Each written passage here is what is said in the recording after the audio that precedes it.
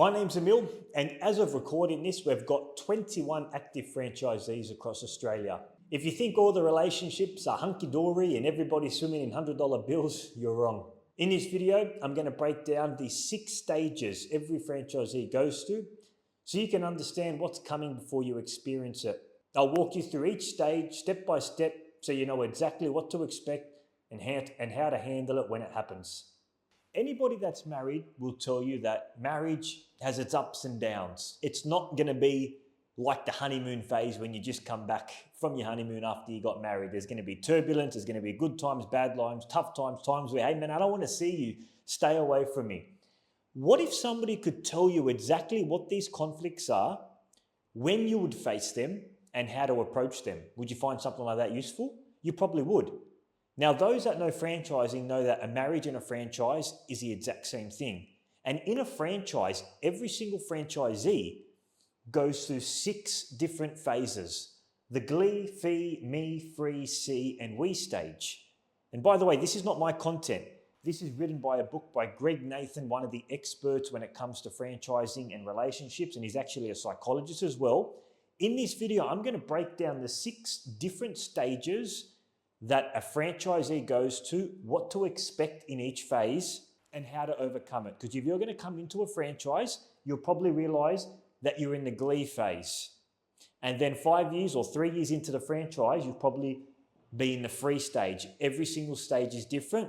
We're going to be talking about this. Let's get into the first stage, the Glee stage. So phase number 1 is the Glee phase. This is when the franchisee is excited. They're ecstatic. They've got a bit of a spring in their step. They're about to start their first business. They're now a business owner. They're a little bit nervous, but overall, they're excited and they're beaming with energy. That's usually what most franchisees go through when they come into a franchise agreement. Now, the tricky part about this is, like the honeymoon phase, it doesn't last forever. In fact, it soon goes away. So franchisors, especially me, myself, I'm very careful that I don't get carried away in the Glee phase, because I know that after the Glee phase finishes and the realities of running a business comes in, we're going to move to phase number 2. So phase number 1 is the Glee phase. Most of the time, the franchisee is actually looking up to head office as a father. Thank you so much for this opportunity. They're very excited. They're very appreciative of head office, but that soon does go away when they move into the second phase. And I'll tell you a funny story. A couple of days ago, I was doing a business presentation, and one of the franchise buyers asked me a question. They said, Emile, how many of your franchisees are successful? And I need to be careful how I answer that question, because if I say, oh, all of our franchisees are successful, and they come in the network and they're not successful, they'll come back and say to me, hey, you said that all of our franchisees are successful. And in fact, I answered that with another question and say, hey, how are you measuring success? But it was a very interesting question. But that's stage number 1 of the franchise journey, the Glee stage, characterized by excitement. Now we're going to move to stage number 2. So stage number 2 is the Fee stage. And it's called the Fee stage because this is when the franchisee starts to question some of the fees in the franchise agreement. And unfortunately, they might have people in their ear that don't have any business experience saying, why are you paying so much in royalty fees? 10%. What are they doing? You're out there doing all the hard work. A fee for this, a fee for that, a software fee, a marketing fee. Why are you paying all these fees? And the franchisee now starts to question in their head, why am I paying all these fees, right? Anytime the franchisor introduces a new fee, there's a lot of setback from the franchisee. Another fee, what's all this fee? So stage number 2 is the Fee stage, and this is when the franchisee can get a little bit upset, questioning all the fees in the franchise agreement.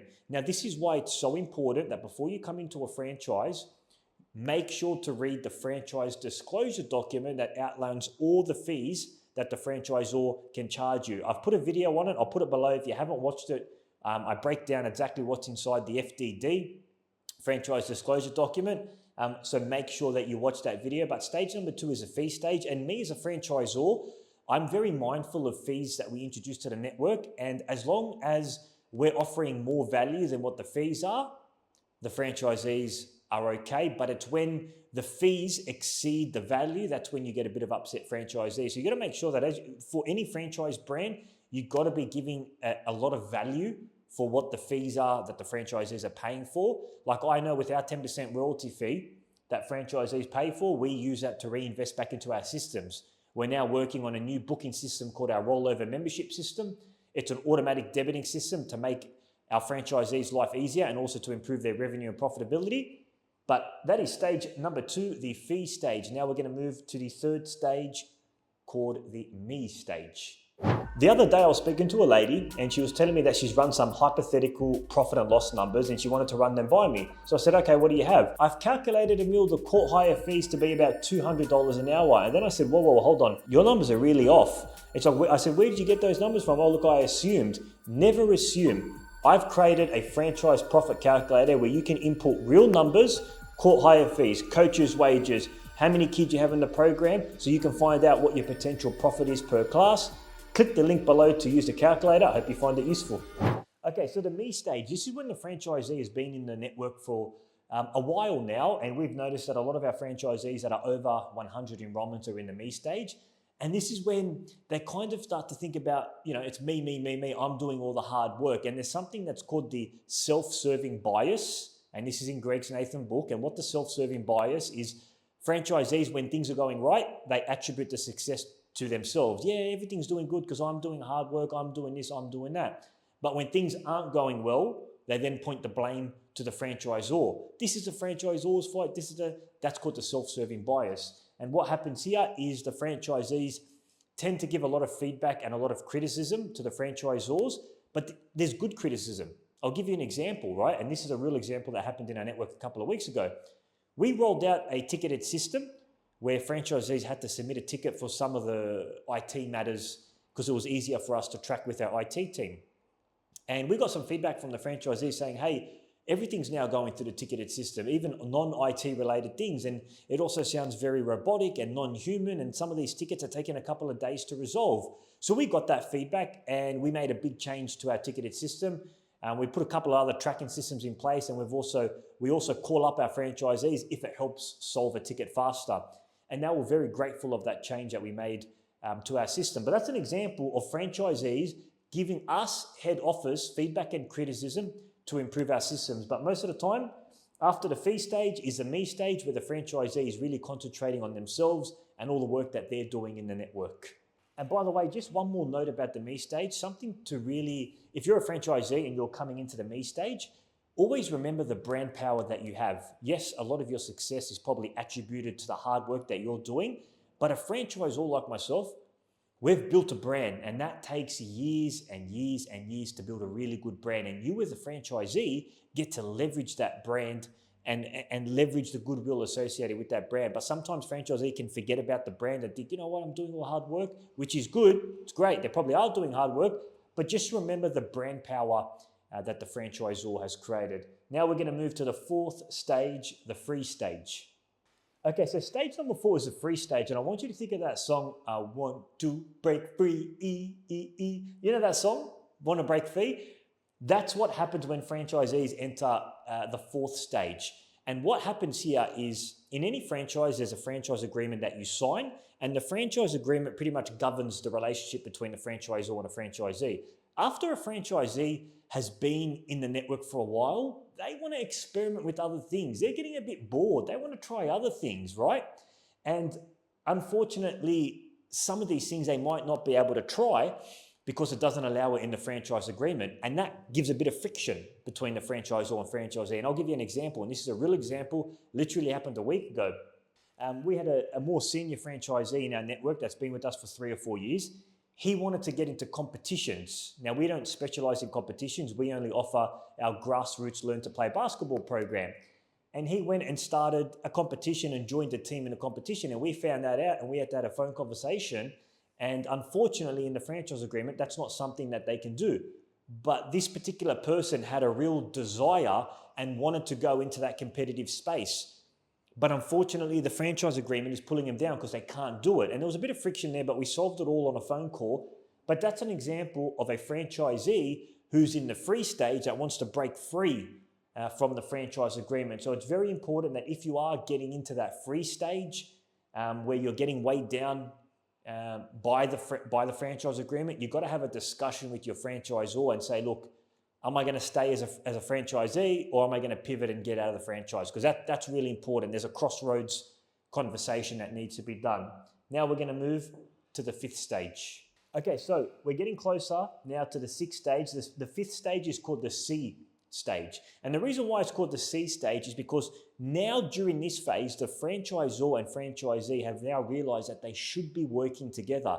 If they're working together, they're going to be a lot stronger rather than working independent of each other.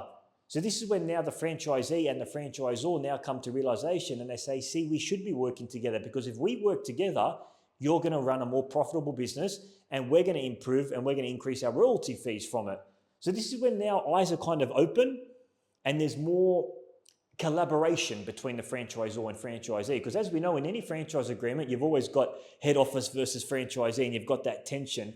Phase 5 is about realizing that, hey, if we work together, we're going to be a lot stronger if we're working together rather than independent of each other. Remember, the Glee phase is dependent. The franchisee is very dependent to the franchisor. The free stage is independent. The franchisee, like a teenager, they want to break away. They don't want to be part of the franchisor. They want to do their own thing. And then now we're going to get into the sixth stage. This is the we stage, which is pretty much, hey, we should be working together. Because if we're working together, if we're in unison, if we're collaborating, we're going to be stronger together. You're going to run a more profitable franchise. We're going to make more royalty fees from that. And this is what's called the interdependent.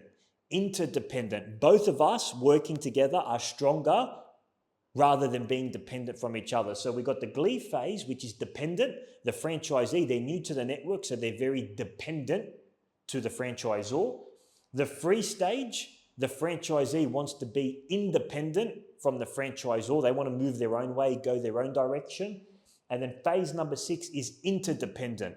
Hey, both of us need each other. Both franchisor and franchisee need each other. And if we're in together and we're stronger, we're going to dominate together.